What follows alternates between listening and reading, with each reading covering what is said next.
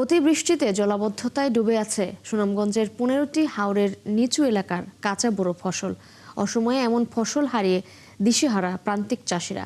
কৃষি বিভাগ বলছে জলাবদ্ধতায় ১৫টি হাওরের প্রায় ১২০০ হেক্টর জমির ফসল তলিয়ে গেছে। তবে কৃষকরা বলছেন ক্ষতির পরিমাণ আরও বেশি। এদিকে জলাবদ্ধতা নিরসনে প্রশাসনের পক্ষ থেকে ব্যবস্থা নেওয়ার কথা জানিয়েছে জেলা প্রশাসক। শহীদ নূর আহমেদের তথ্য ছবিতে প্রতিবেদন। কোমর পানিতে নেমে ডুবন্ত কাঁচা ধান কাটছেন সুনামগঞ্জের শান্তিগঞ্জ উপজেলার পাখিমারা হাওরের কৃষক বেলাল হোসেন, যা গেল কয়েকদিনের বৃষ্টিতে তলিয়ে গেছে। তিনি জানান, প্রকৃতির কাছে হার মেনে গোখাদ্য ও মনের সান্ত্বনা পেতে কাঁচা ধানই কেটে বাড়িতে নিচ্ছেন। মনে করছিলাম যে আল্লাহ দিবা এবার সুন্দর করে ধান, এখন দেখা যায় সারা ধান তলে গেছে কি। কৃষক বেলালের মতো দিশেহারা দিরাই, শাল্লা, জামালগঞ্জ, ধর্মপাশা উপজেলা সহ অন্তত ১৫ থেকে ২০টি হাওরের কৃষক। গেল সপ্তাহের বৃষ্টিতে তলিয়ে গেছে এসব হাওরের নিচু এলাকার হাজার হাজার হেক্টর জমির কাঁচা ফসল। তাদের অভিযোগ, খাল, জলাশয় ভরাট ও জমাট হওয়া পানি দ্রুত নিষ্কাশন না হওয়ায় এমন পরিণতি। আমরা বছরে একটা বসিল ভাই, প্রচুর টাকা খরচ করি যদি ধান ফানিয়ে নেগা তো আমরা বাসা মরার সমান। এই বাঁধের কারণে সুইচ গেট না হওয়ার কারণে যাওয়ার ওর শিয়ালমারা ওর প্রায় 4/3 জমি বর্তমানে তুরদান পানি নিছে। হাওর পাড়ের কৃষকরা জানান, চলতি সপ্তাহের মাত্রাতিরিক্ত বৃষ্টিতে জেলার সবকটি হাওরের নিচু এলাকার ফসল ক্ষতিগ্রস্ত হয়েছে। অপরিকল্পিত বাঁধ নির্মাণ ও হাওরের পানি নিষ্কাশনে স্লুইস গেট না থাকায় এই সংকট বলছেন তারা। এ বিষয়ে এখনই পদক্ষেপ না নিলে দুর্ভোগ আরো বাড়বে বলছেন কৃষক। এই ফসল দিয়ে আমরা বাচ্চা কাচ্চা লিয়ে আসছিল, এখন যদি আমরা ইডি জায়গা পানির তলে তাহলে আমরা চলবো কিভাবে? সরকারের আবেদন আমরা একটা পানি দ্বারা করে দেখ, আর ওই বাঙ্গাটা একটা সুইচ গেট দেখ। এদিকে জলাবদ্ধতা নিরসনে মাঠ পর্যায়ে প্রয়োজনীয় পরামর্শ দিতে কৃষি কর্মকর্তাদের নির্দেশনা দেওয়ার কথা জানান ঊর্ধ্বতন কর্মকর্তারা। প্রায় ১১৮৯ হেক্টর জমি আক্রান্ত হয়েছে। তবে যদি বৃষ্টি কমে যায় তাহলে হয়তো আরো ২-৩ দিন পরে আমরা এটা বুঝতে পারবো যে ক্ষতির পরিমাণ কি পরিমাণ হয়। আর জেলা প্রশাসক জানান, চলতি সপ্তাহে উজানে ভারী বৃষ্টিপাতের পূর্বাভাস দিয়েছে পানি উন্নয়ন বোর্ড।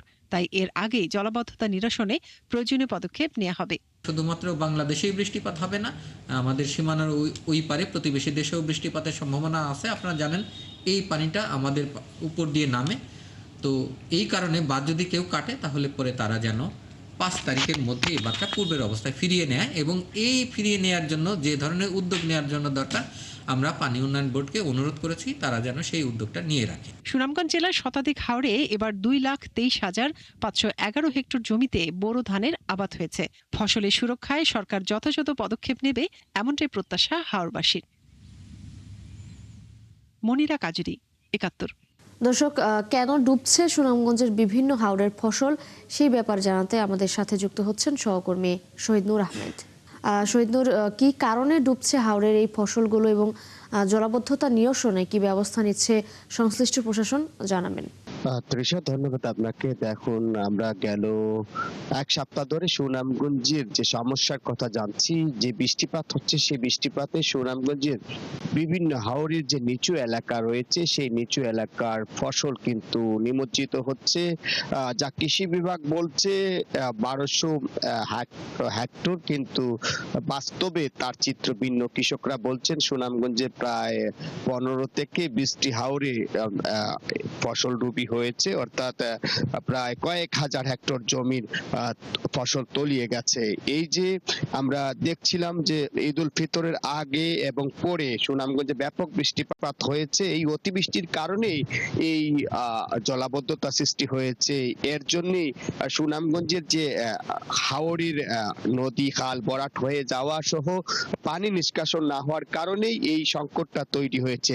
কৃষকরা জানিয়েছেন যে উজানে যে বৃষ্টিপাত হচ্ছে তার সাথে সাথে সুনামগঞ্জে বৃষ্টিপাত হচ্ছে, এর ফলে এই সমস্যাটা তৈরি হয়েছে। যদি সুইচ গেট বা খাল খনন বা ওই ধরনের নিষ্কাশন প্রক্রিয়াতে না আসা যায় তাহলে এই ক্ষতি কিন্তু প্রতি বছরই হচ্ছে এবং হবে। আমি যে এখানটাতে আছি এটা শিয়ালমারা হাওরের একটি অংশ, এবং এইখানে দেখতে পাচ্ছেন যে এই ফসলগুলো ডুবে গেছে। যারা নিচু এলাকার কৃষক, একেবারে প্রান্তিক কৃষক, এই কৃষকদের এই সর্বস্ব হারিয়ে তারা দিশেহারা। তারা তারা চাচ্ছেন যে অতি সত্বর যাতে তাদের এই জলাবদ্ধতা নিরসন হয়, কিন্তু আমরা এখনো পর্যন্ত সেটি দেখছি না। জেলা প্রশাসনের পক্ষ থেকে তাগাদা দেওয়া হচ্ছে, পানি উন্নয়ন বলছে যে তারা জলাবদ্ধতা নিরসনে আসলে চেষ্টা করা হচ্ছে, কিন্তু জি, আমরা চেষ্টা দেখছি না। করবে শহীদ নূর আহমেদ, আপনি আছেন, ধন্যবাদ যুক্ত হওয়ার জন্য। দর্শক, সুনামগঞ্জ থেকে যুক্ত ছিলেন আমাদের সহকর্মী শহীদ নূর আহমেদ।